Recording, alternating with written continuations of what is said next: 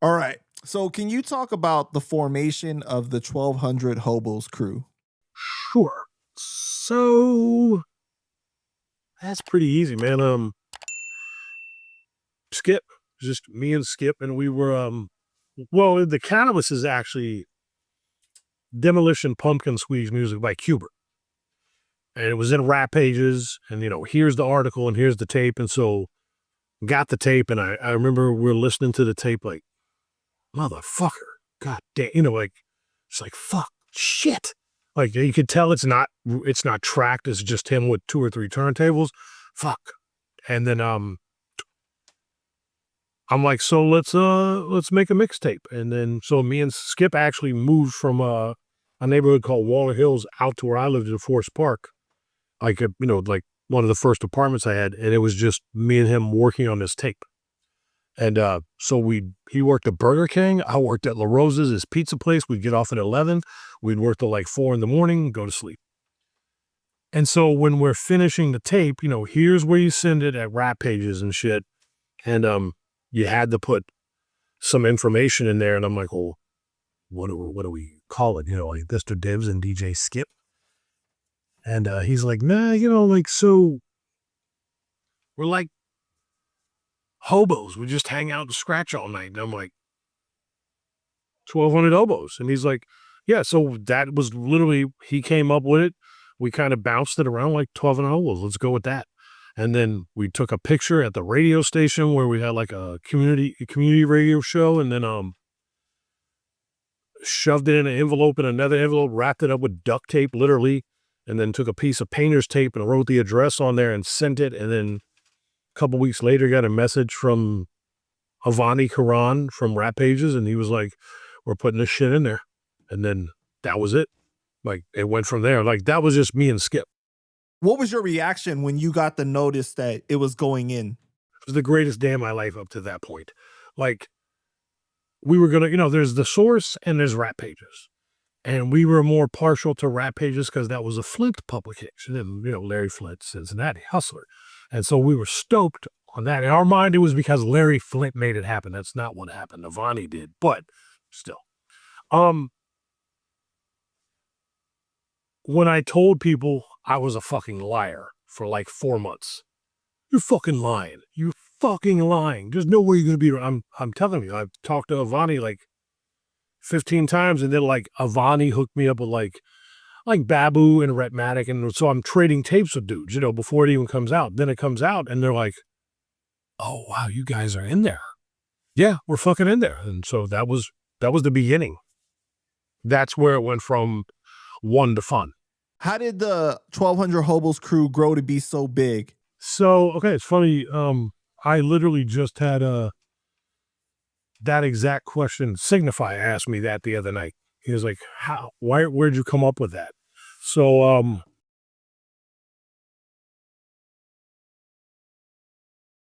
don't think I have it down here. There was a New York City Breakers kind of comic book / book. Like, it was thick, but it was a comic book. And so that's Michael Holman was their manager. And he was talking about putting New York City Breakers together, and that rather than have, like 2 dudes that were just incredible, he's like, I'll get 20 dudes that are all really dope, but they all have certain things they specialize in. And so when it was me and Skip and we're talking about it, that was part of the conversation. And Skip was like, well, if you do it like a military thing, they're specialists. Everybody can do everything, but this dude can do this really good.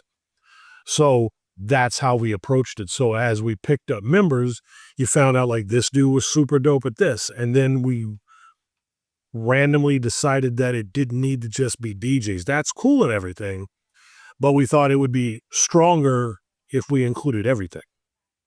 So we did.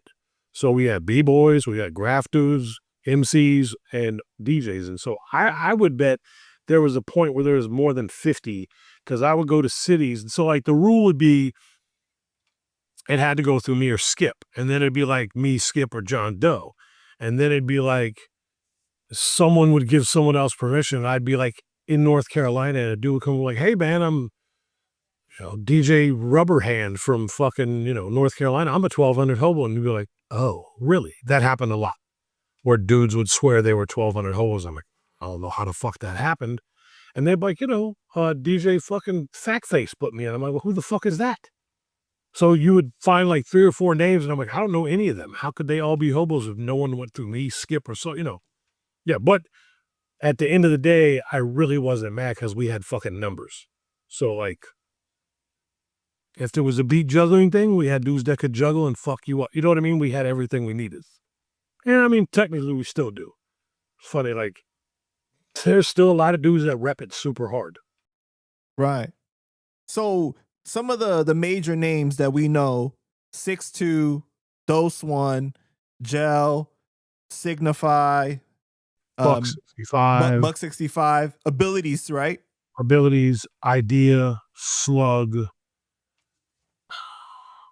Mayonnaise, Mayo, SPS, Short Rock, Storm, Brisk, Lee, T-Rock. It's been so long since I try to like. How come this doesn't get discussed more? I don't know. Maybe because we never did like DJ Anna. Killer Jules is one too. Actually, Rob Victim is one.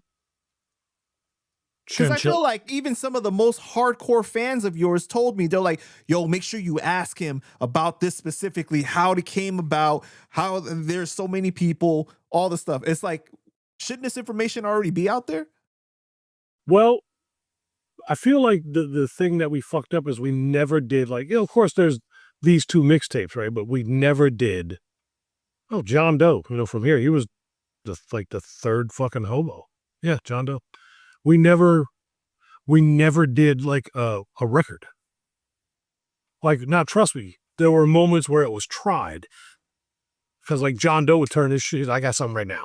And then other dudes would be like, I'll get it to you. And then, 2 years later, you're like, motherfucker, we needed it a year and a half ago. I actually thought about that the other day when I was thinking about the Scribble Jam documentary. I'm like, this would be a good time to try to actually make a 1200 Hobos compilation. Also, I threw up in my mouth a little bit when that happened, just thinking about how much work it would be. Well, we'll see. Because dudes could still do it. You know what I mean? Cats can still do it. Like, the funny thing is, like, out of everyone that was in there, unless they passed, everyone's still pretty active. Right. Yeah, so it's possible. All right. On the song Driftwood by Buck 65, did you really call him and threaten him, like, or it was just done for the song, like, kind of thing? It's like the peanut butter waffle. It's the same thing. Like, leave a message and like, I'm like, what do you want? They're like, do whatever you want. And I'm like, that's what felt, because I couldn't do the like, hey man, what's up? It's Mr. Dibbs. I was just thinking about you, Buck, blah, bitty doobie. I couldn't make it sound cool. I don't have like, hey Panda, how you doing? It's good to see you. That's not going to work. But motherfucker, I know like doing the mean shit. That's why, yeah. And people are like, were you really mad? I'm like, no, that's what, that's what I'm doing because it's funny. Like, no, Rich is the homie. Right. So that stuff became almost like of the legend. Like, people really wanted to know. I'm sure that you've been asked that before, right? I usually get asked about the peanut butter waffle, but yeah, I've been asked. Got you.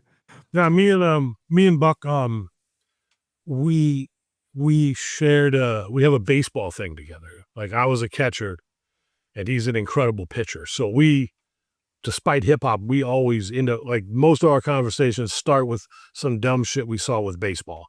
And then we start talking about, basically we talk about baseball and drums, drum breaks. And that's, yeah. All right. So I want you to know that motherfucker moved to another country to hunt records. For real? Yeah, he was in France. I was on tour with fuck. It's either I was on tour with L or I was on tour with Atmosphere. I think it was with L, and Buck opened, and I'm like, Buck 65, and I thought it was someone else. You know what I mean? Like, not possible that he's there. Like, why would you be opening for us in France? And it was Buck, and I'm like, what the fuck are you doing here? He's like, buying records. I'm like, what? That's him. And I mean, there's other stories he could tell. Like, I know of some collections he scored that would fucking blow your mind, and I know I can't talk about them. But there's digging, and then there's that fucking dude. And I've heard all kinds, I went to here, and I was in this country. That motherfucker moved and scored shit that nobody can fuck with. There's one collection in particular. No, you can't beat it. Nobody can beat it. I'll tell you when you're not recording. Wow. Okay. For sure, man.